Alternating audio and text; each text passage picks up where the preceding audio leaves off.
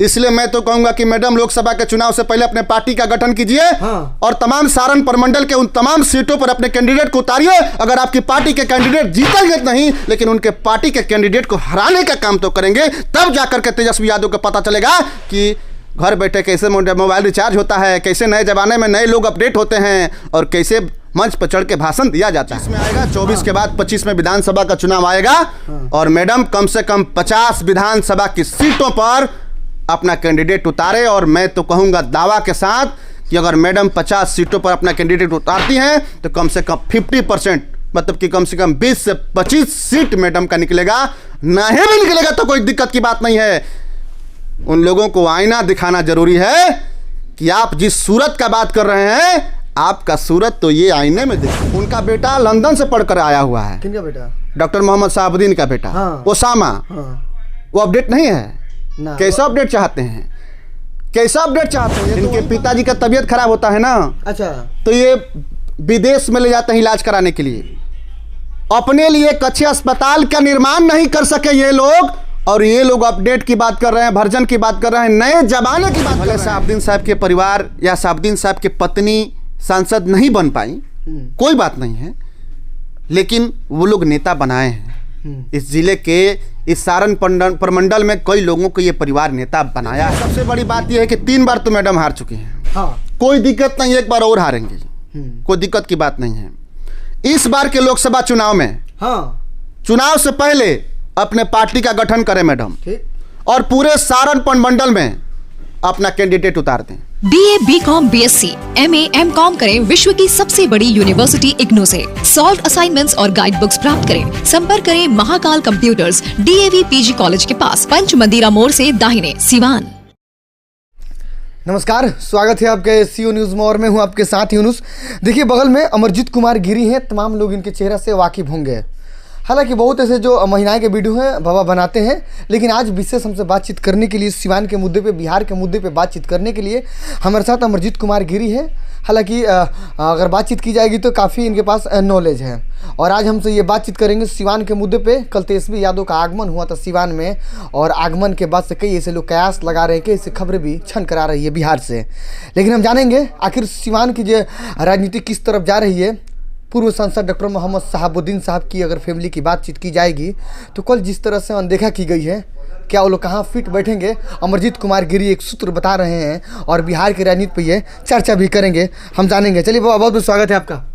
बहुत बहुत धन्यवाद यूनुस भाई, बहुत दिन के बाद मुलाकात भइल बा हमने के। बिल्कुल बाबा, बातचीत करेंगे हम आपसे सिवान की राजनीति पे। आप भी काफ़ी पुराने रहे हैं, देखा जाता है कि यूट्यूबर के बेस से, चूँकि हम लोग यूट्यूबर ही समझते हैं, यूट्यूबर के लाइन से लेके बीइंग अ सिवान जिला के नाते, एक बिहार के नाते, एक देश के नागरिक होने के नाते हम कल के प्रोग्राम में प्रकाश डालते हैं।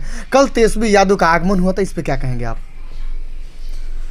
देखिए, सबसे बड़ी बात है कि दुर्भाग्य है सिवान के लिए, और उन सिवान के तमाम लोगों के लिए दुर्भाग्य है कि जिस प्रोग्राम में लालू प्रसाद यादव के बेटे तेजस्वी यादव जी पहुंचे हुए थे, उस प्रोग्राम में उस जिला जो सिवान है, जिसके नाम से जाना जाता है, जिस व्यक्ति ने उस पार्टी को संजोने, जैसे कि पेड़ लगाया जाता है ना, उसमें पानी डाला जाता है, खाद डाला जाता है, उसको सजाया जाता है, संजोया जाता है, उसको जिस तरह से संजो करके उस पार्टी को बड़े किए, और उस पार्टी के लिए, उस पार्टी के राष्ट्रीय अध्यक्ष के मान सम्मान में कभी किसी के साथ समझौता नहीं किए, जिस व्यक्ति का नाम है डॉक्टर मोहम्मद शहाबुद्दीन, जिस तरह से उनके परिवार के साथ भेदभाव देखने को मिला कल सिवान के तमाम लोगों को, कहीं ना कहीं सिर्फ डॉक्टर मोहम्मद शहाबुद्दीन के परिवार ही नहीं बल्कि सिवान के तमाम लोग इस बात से दुखी हैं। और सब लोग, जहाँ पे 4-5 लोग बैठे हुए हैं, सब लोग इसी बात का चर्चा कर रहे हैं कि आखिर उस व्यक्ति के परिवार के साथ ऐसा क्यों भेदभाव किया गया, जिस परिवार का मुखिया चट्टान की तरह उस पार्टी के साथ खड़ा रहा और मरते दम तक खड़ा रहा, उस परिवार के साथ आखिर भेदभाव क्यों किया जा रहा है। और दूसरा पहलू ये है इसमें कि वो लोग कहाँ थे कल? कौन लोग? वो लोग जो शहाबुद्दीन साहब के साथ थे, उनके परिवार के साथ थे, वो लोग कल कहाँ थे? कल सिवान में क्यों नहीं विरोध किया गया? कल सिवान में तेजस्वी यादव का विरोध होना चाहिए था कि नहीं होना चाहिए था? आखिर डॉक्टर मोहम्मद शहाबुद्दीन के परिवार को अनदेखा करके लालू प्रसाद यादव के बेटा तेजस्वी यादव क्या दिखाना चाहते थे सिवान के लोगों को, क्या साबित करना चाहते थे? उदाहरण दे रहे हैं कि युग बदल गया, जमाना बदल गया, मोबाइल आ गया, स्मार्टफोन आ गया।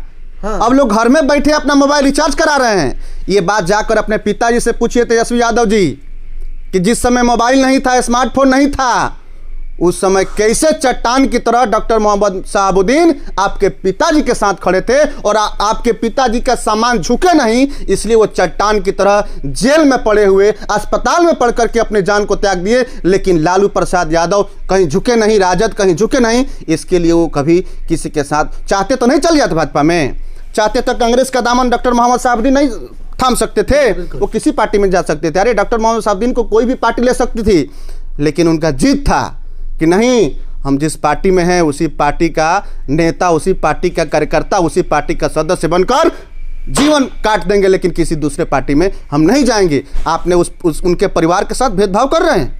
बाबा वो कह रहे हैं कि जैसे मोबाइल अपडेट होता है तो परिवर्तन भी बहुत जरूरी है। वही तो हम बोल रहे हैं कि आपको ये बात बोलने से पहले अपने पिताजी से पूछना चाहिए था कुछ समय क्या अपडेट हो रहा था। जिस समय डॉक्टर मोहम्मद शहाबुद्दीन आपके परिवार के साथ खड़े थे, आपके पार्टी के साथ खड़े थे, आपके पिताजी मुख्यमंत्री नहीं बन सकते थे, उस समय मुख्यमंत्री बनाने का काम अगर कोई किया, उनके माताजी को उस समय मुख्यमंत्री बनाने का कोई काम किया तो वो थे डॉक्टर मोहम्मद शहाबुद्दीन थे। अपडेट की बात आप किस तरह देख रहे हैं? जैसे उन्होंने कहा कि मोबाइल है, अपडेट होता है, तो समय के साथ परिवर्तन भी जरूरी है।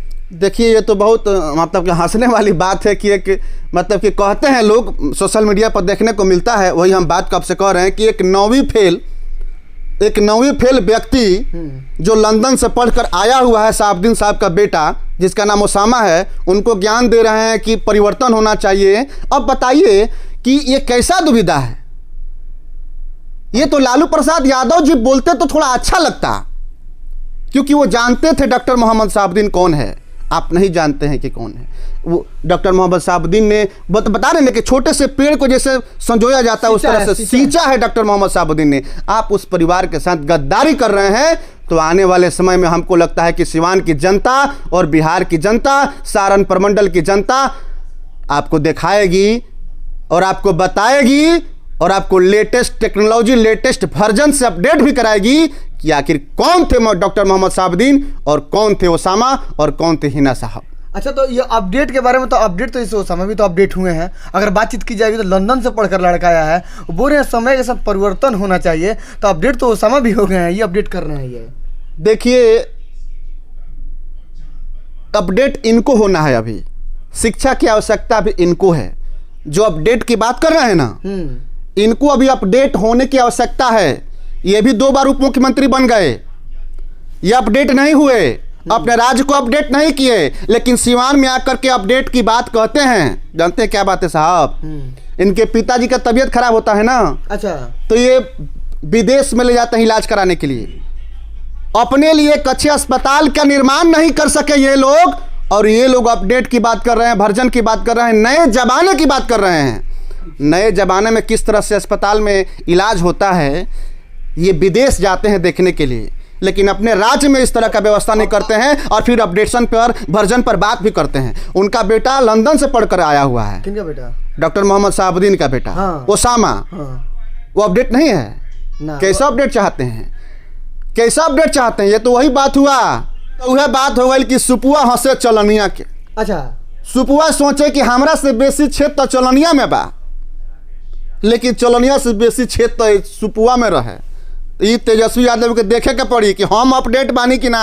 अच्छा, नवा नायका जमाना के लोग हमरा के एक्सेप्ट करता कि ना, ये तेजस्वी यादव के सोचे के पड़ी। उस सिवान के छोड़ दे, उस सिवान के जनता के छोड़ दे, सिवान के जनता अपडेट बा। आ सिवान के जनता, पूरा बिहार के जनता ये दिखाई। बाबा 6 विधायक है महागठबंधन के, एक एमएलसी हैं। अब क्या होगा अगले चुनाव में? इन लोगों को काफी चिंता सता रही है। देखिए सबसे बड़ी बात है कि एक सबसे बड़ा बात आपको बताना चाहते हैं कि भले शहाबुद्दीन साहब के परिवार या शहाबुद्दीन साहब की पत्नी सांसद नहीं बन पाई, कोई बात नहीं है, लेकिन वो लोग नेता बनाए हैं। इस जिले के, इस सारण प्रमंडल में कई लोगों को ये परिवार नेता बनाया है। ये बात किसी से छुपी नहीं है, ये तमाम लोग ये बात जानते हैं कि उनका परिवार जो है कई लोगों को नेता बनाया है। और मुझे हंसी तब आती है अच्छा 2015 में निर्दलीय से, पार्टी छोड़कर निर्दलीय से चुनाव लड़ने वाले व्यक्ति आज लालू प्रसाद यादव के बगल में खड़े होते हैं और उस बात का समर्थन करते हैं जो जानते हैं, जो इसी जिले के रहने वाले हैं, जो डॉक्टर मोहम्मद शहाबुद्दीन के, अब हम नहीं कहेंगे, पास जाते थे और बैठते थे। कैसे बैठते थे ये पूरा जिला के लोग जानता है। आज वो ताली बजा रहे हैं और कह रहे हैं कि नए जमाने में अपडेट होना चाहिए। जो 15 में निर्दलीय से चुनाव लड़ गए और हारने के बाद से पुनः आकर के राजद का दामन थाम लिए, ऐसे लोग जो हैं, जो सिवान के बहुत बड़ा क्या दुना बताए जा रहे हैं, हम नहीं बोलेंगे उस शब्द को, सिवान के क्या बताए जा रहे हैं, जो पटना में बहुत बड़े पोस्ट पर थे, पद पे थे, उनके रीजन में यहाँ के एसपी के द्वारा सिवान को कैसे लाल किया गया, सिवान के कैसे स्वर्ण व्यवसायियों को दिन दहाड़े लूटा गया। पटना में बड़े कुर्सी पर बैठे हुए थे साहब, शैलेश कुमार सिन्हा एसपी थे और शैलेश कुमार सिन्हा को जब मैनेजमेंट लॉ एंड ऑर्डर नहीं संभाला गया तो हाई कोर्ट को कहना पड़ा, अरे एसपी साहब कम से कम अपने वर्दी का तो लाज कीजिए। उस समय भी पटना में बैठे हुए साहब जो आज तेजस्वी के बगल में खड़े होकर ताली बजा रहे हैं, उनको नहीं लगा कि मेरे जिले के कैसे एसपी को हाई कोर्ट तक फटकार लगा रहा है, उसको हटाना चाहिए, क्योंकि सिवान में दिन दहाड़े व्यवसायियों की हत्या की जा रही है। आज तेजस्वी के पास में बैठ करके ताली बजा रहे हैं। अच्छा बाबा, आप राजनीतिक पे बहुत अच्छा विचार अपना रखते हैं। शहाबुद्दीन परिवार को क्या करना चाहिए आपके हिसाब से? देखिए, सबसे बड़ी बात यह है कि 3 बार तो मैडम हार चुकी हैं। हाँ, कोई दिक्कत नहीं, एक बार और हारेंगी, कोई दिक्कत की बात नहीं है। इस बार के लोकसभा चुनाव में, हाँ, चुनाव से पहले अपने पार्टी का गठन करें मैडम, और पूरे सारण मंडल में अपना कैंडिडेट उतार दें। अरे नहीं जीतेंगे भाई, उनके कैंडिडेट को हराएंगे तो कम से कम। किन्हें कैंडिडेट को? राजद के कैंडिडेट को। हाँ, नहीं जीतेंगे मैडम, मैडम का पार्टी नहीं जीतेगा। ऐसा भी नहीं है, सीट निकल भी सकता है, क्योंकि जिस तरह से कल के बाद जो लोगों में जो चर्चा का विषय बना हुआ है कि कैसे राजद जो है कि एकदम से दरकिनार कर दिया है शहाबुद्दीन के परिवार को, इस स्थिति में सीट निकल भी सकता है। नहीं निकलेगा, हम मान के चलते हैं, नहीं निकलेगा, हम मान के चलते हैं।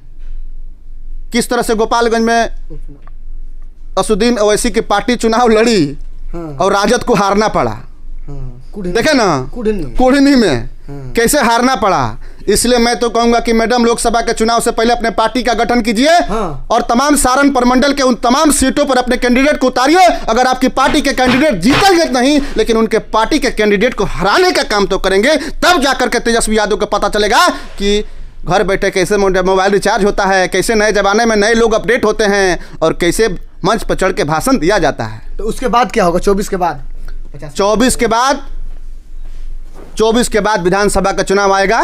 25 में आएगा। 24 के बाद 25 में विधानसभा का चुनाव आएगा। और मैडम कम से कम 50 विधानसभा की सीटों पर अपना कैंडिडेट उतारे। और मैं तो कहूंगा दावा के साथ कि अगर मैडम 50 सीटों पर अपना कैंडिडेट उतारती हैं तो कम से कम 50%, मतलब कि कम से कम 20 से 25 सीट मैडम का निकलेगा। नहीं भी निकलेगा तो कोई दिक्कत की बात नहीं है। उन लोगों को आईना दिखाना जरूरी है कि आप जिस सूरत का बात कर रहे हैं, आपका सूरत तो ये आईने में देखिए। आप जिस चेहरे की बात कर रहे हैं वो आपका चेहरा आईने में ऐसे दिखाई देता है। मैं तो कहूँगा कि मैडम आप आइए, और आपको हिम्मत हारने की आवश्यकता नहीं है। पूरे सिवान जिला के साथ साथ पूरे बिहार के लोग आपके साथ कदम से कदम मिलाने को तैयार हैं। और आप हिम्मत मत हारिए, अपने पार्टी का गठन कीजिए और चुनाव लड़िए, और राजद के उन तमाम लोगों को दिखाइए, तेजस्वी को दिखाइए कि हाँ, मैडम शहाबुद्दीन का परिवार और उनके बेटे टूटे नहीं हैं, बिखरे नहीं हैं। अभी भी उनके अंदर हिम्मत हौसला है कि जिसे बनाया है उसे बिगाड़ा भी जा सकता है। तो चलिए, ये अमरजीत कुमार गिरी थे, भोजपुरिया झोकोरा। हालांकि सिवान के राजनीति पर बड़ी बारीकी से अपने बात को रखे हैं, बिहार के राजनीति पे इन्होंने चर्चा किया है। वाकई में अगर कोई जेन्युइन बात करता है तो ये अमरजीत कुमार गिरी ने जेन्युइन बात किया है। जिस तरह से, जिस अंदाज से शहाबुद्दीन परिवार को करना चाहिए, इन्होंने अपने माध्यम से संदेश भेजा है एक। लेकिन चलिए देखते हैं आगे चुनाव में क्या कुछ हो पाता है। महज 3 ही मंथ बाकी है चुनाव का, आगे क्या कुछ निकल कर आता है। फिर जब गिरी जी से मुलाकात होगी तो सिवान के राजनीति पे पूरा बात होगी। बहुत बहुत शुक्रिया, धन्यवाद।